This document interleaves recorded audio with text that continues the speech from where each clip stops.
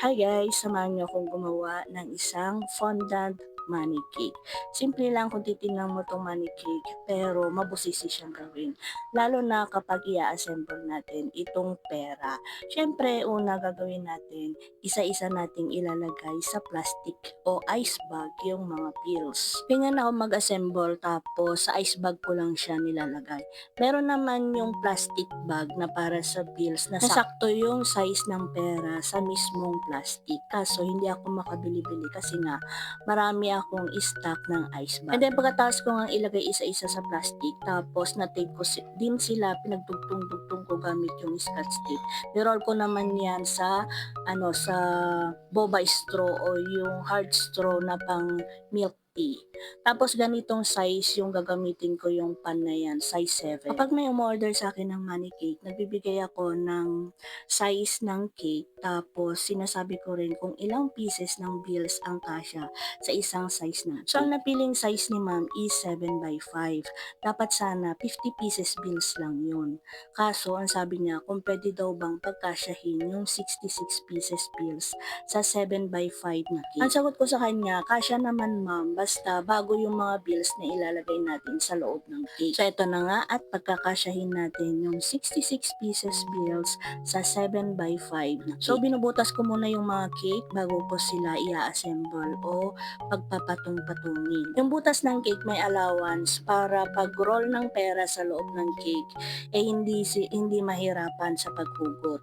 Ganon. Kasi pagsasaktuhin lang natin yung butas ng cake sa pills na ilalagay natin, hindi siya yung makaka-roll ng maayos, baka masira pa yung cake. Tsaka kapag gumagawa ako ng money cake, hindi na ako naglalagay ng box, sinasakto ko na lang yung bills dun sa loob ng cake. Tapos yan, nilalagyan ko siya ng bamboo dowel para kapag pag roll o paghugot, hindi mahuhugot lahat yung pera, magro-roll lang siya doon sa loob. Kasi pag maglalagay pa ako ng box, mas maraming matatanggal na cake, sayang. So ito na, at nag-coat na tayo ng ating cake. Nilagay ko muna yan sa chiller, nirest ko muna hanggang sa mag-set yung ating chocolate ganache. Saka ko siya ni-cover ng fondant. Paneling method yung ginamit kong paraan sa pagko-cover ulit ng aking cake. Lapat lang natin ng maigi para hindi siya mag-ipon ng hangin sa loob, para hindi lumobo yung ating fondant cake. And then tatanggalin ko lang yung sobra sa labas, at syempre kasama na yung sa loob.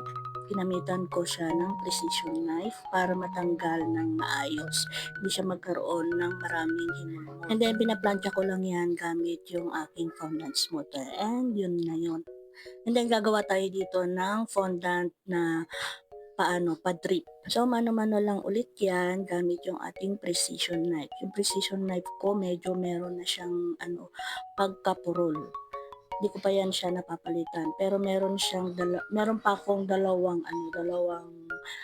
bakante na niya yung alin. Papahiran ko lang yan ng shortening para pag roll ko hindi yan siya magdidikit-dikit. Yan, i-roll ko lang yan ng maayos, hindi yan siya magdidikit-dikit kapag inilapat ko na ng ganyan doon sa aking cake. O diba, hindi siya yung nagdidikit-dikit, madali ko lang siyang na i-roll ng palapat, tapos tinanggal ko yung sobra.